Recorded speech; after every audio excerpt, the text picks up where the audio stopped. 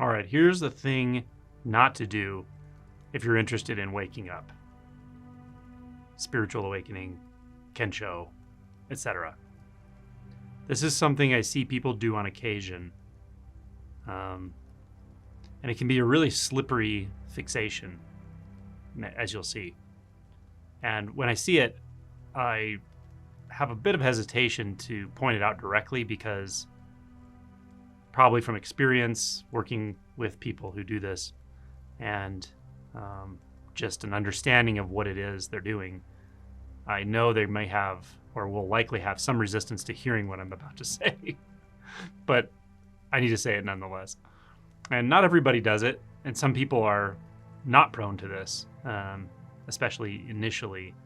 And so it doesn't necessarily apply to everyone, but if you see yourself doing this, you might want to take a look or feel into what I'm talking about, or maybe take some specific action. So here's what it is. Sometimes someone hears about awakening, maybe has an experience, not an awakening, but a taste. Maybe it's a psychedelic experience. Maybe it's a random experience. Maybe it's through meditation or inquiry or hearing a teacher speak that has an ability to transmit or whatever.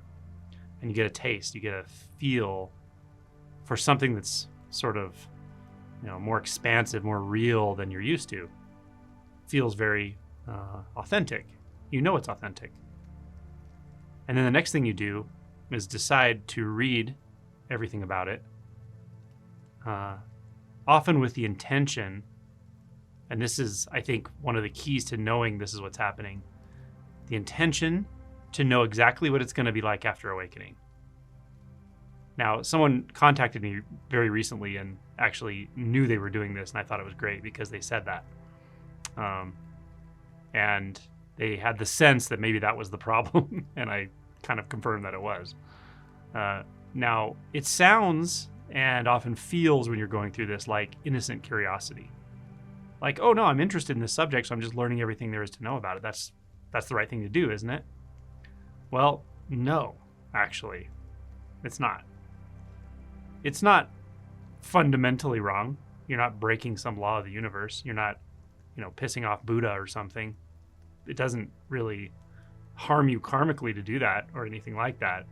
But if you don't see through the mechanism or feel into what is actually occurring, you won't realize you're doing that not to wake up, but to stay asleep or to stay engaged with the intellect, with cognition.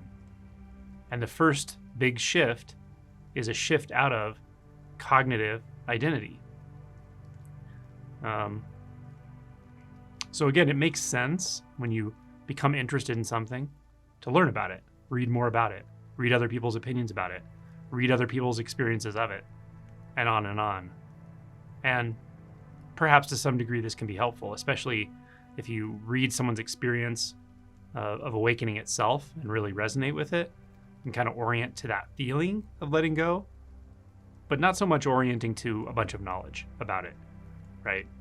And again, for some people, this is really pervasive. They'll do this for years, reading hundreds of books, collecting data endlessly. Now, often when that's happening, but not always, but often, they will also do another thing that's not a doing, but a not doing. They will avoid something. They will avoid working directly with, talking to, interacting with someone who's really liberated or someone they know has a powerful ability to transmit. They may watch from a distance, may watch YouTube videos, etc., but that direct contact is very threatening. So that's another possible clue that, you tend to read a lot about this stuff, get online and argue about it on forums and so forth, Reddit, whatever it is, but won't directly interact with somebody, won't go to a session or go to a retreat or really put yourself in the fire one way or another.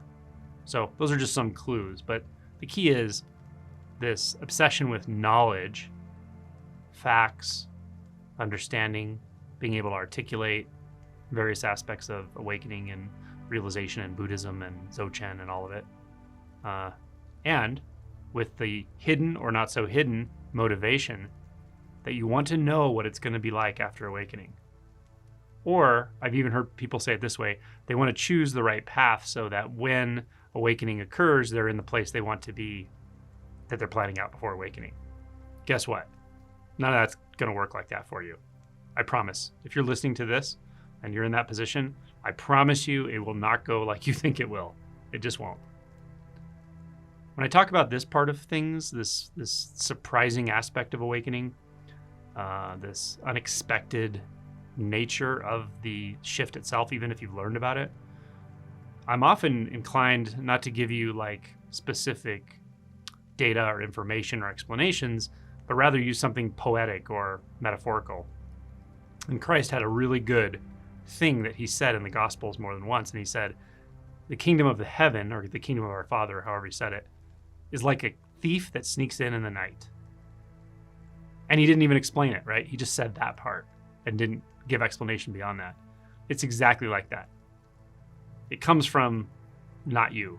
It comes from not what you are taking yourself to be. And if you're, really obsessed with learning and understanding and planning and knowing what it's going to be like later and all of it, when it comes to this topic, that's what you're taking yourself to be. And that's not what's going to cause the shift. That's not what's going to be the essence of the shift. Now, further evidence I have for this, some of the evidence I have is I see this, and then when people finally move past this, they wake up pretty quickly. Sometimes that requires some emotional turmoil that they didn't plan for, were interested in, or were completely avoiding, or a life tragedy, or some big shift in your experience outside of spirituality that forces you to sort of let go of your identity. So a lot of those sorts of things lead to a shift. These people aren't hopeless. It's just a habit, right? It's a behavior that you can hopefully see through. But the other piece of evidence I have is that those who are quite the opposite, when they come in contact with this, don't care to learn anything about it, don't care the terms or the history or the schools of Buddhism. They don't care to join this or that tribe, right? Don't know the terms, don't understand it, don't even care about spirituality, but they know damn well what I'm pointing to or what someone's pointing to, and they talk about that kind of intuition to move beyond what you've taken yourself to be, the illusory sense of you in your life as you know it and how you interact with others and how you put it all together in your mind, and the fact that it's been quite inauthentic feeling for many, many years. When someone hears that and they go, yep, that's where I want to go. That's where I have to go. Part of me doesn't want to go. Part of me really wants to go, but I know exactly what you're talking about. And I don't care what it takes, I'm going there. And then they just start letting go. Those people wake up fast, far faster than someone who's a knowledge gatherer. So, based on that and experience and having bumped into many, many people who've woken up, seeing what triggers it, what doesn't trigger it, etc., those are generally quite true. So, yeah, this isn't about knowledge. Period. Knowledge might give you some instructions on how to, walk the horse to the trough or something. But the horse drinking the water is the key. That may not be a good analogy, but, sure, in certain kinds of information can help you go, oh, Zen may be the way. So that information is practical information. You go meet a Zen teacher. You go sit in a sesshin or do Zazen or whatever. Or you might hear somebody say, hey, you should read The Power of Now. This book's powerful. That information can be helpful, but it's practical information. You read the book and you feel the transmission. That's all you need. You don't need to go read 19 other books or 100 other books or get online endlessly learning, Dharma terms. It's not going to help you. So again, some information is helpful in a practical sense, but mostly just to orient you to resources, right? Maybe you get yourself pointed to a teacher or a facilitator or a guide who's very direct, who will send you straight down the rabbit hole, right? Anyone who's been around someone like that is in that capacity and you're open to it, they know what that is. It's potent, very potent. But you should be ready for that. You should check in with yourself, knowing you can't ever really be ready, so be ready to not be ready. But check in with yourself to make sure that's what you really want. And if you really feel deeply into this and something in you says, yes, that's where I have to go, you're in a good place. But yeah, coming into direct contact with someone, whether it's at a satsang meeting, personal interaction, friendship, formal teaching arrangement, whatever it is, that's going to have a profound effect. Inquiry with the intention to let go, not to learn or acquire.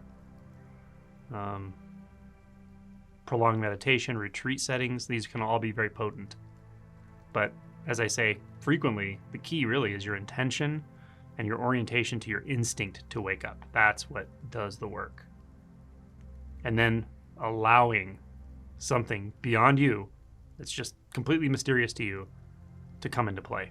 You'll never be able to give that a term. You'll never be able to understand it ahead of time. You'll never be able to imagine how it is later.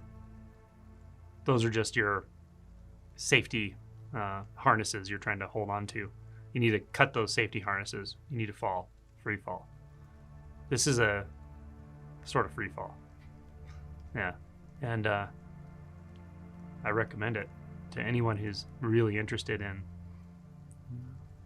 finding out what's what in a very real and direct way, but has to be willing to let go of a lot of ideas, a lot of beliefs, a lot of attachments, a lot of struggle, a lot of narrative.